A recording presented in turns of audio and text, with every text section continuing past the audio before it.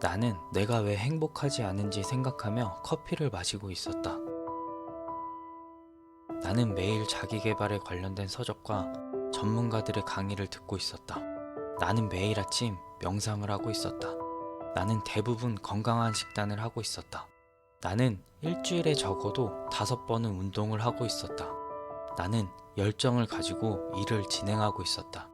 나는 시간을 낭비하지 않고 내 인생을 스스로 만들려고 노력했다. 하지만 왠지 행복하지 않았다. 뭔가 잘못되고 있다는 느낌이 들었다. 뭔가 잘못되고 있었다. 이것은 불행하다는 느낌이 틀림없었습니다. 언제부터인지 모르겠지만 계속 지치고 기운이 없고 에너지가 더 이상 생기지 않는 느낌이 들었습니다. 그래서 나는 왜 행복하지 않은지, 무엇을 해야 하는지에 대해 누구나 그렇듯 자연스럽게 검색해 보았습니다. 그리고 검색해서 나온 내용들을 실행했습니다.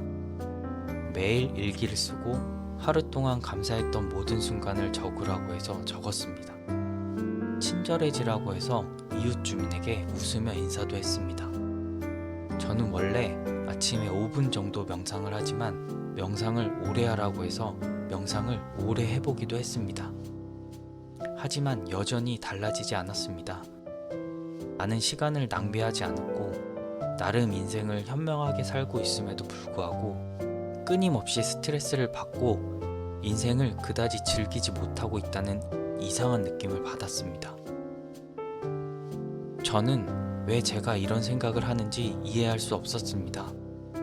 하지만 우연히 유명한 저술가인 마사백의 기사를 발견했습니다.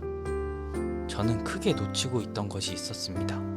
그것은 아마도 현 시대에서 가장 부족한 것일 텐데요. 바로 놀기입니다. 그녀는 이렇게 말했습니다. 놀고 싶을 때까지 쉬고, 쉬고 싶을 때까지 놀아요.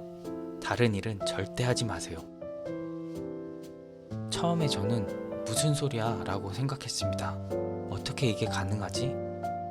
하지만 생각해보니 저도 신나게 놀고 있었습니다.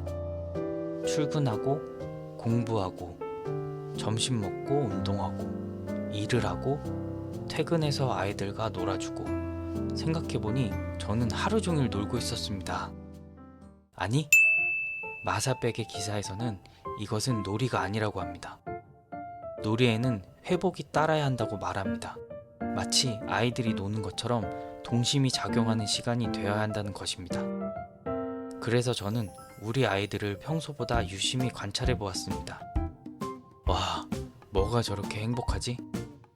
진심으로 웃고 진심으로 행복해했습니다. 우리 아이들은 음식을 옷에 흘리고 장난감을 고장내고 둘이 싸우다 잠시 눈치는 보지만 행복하게 웃었습니다.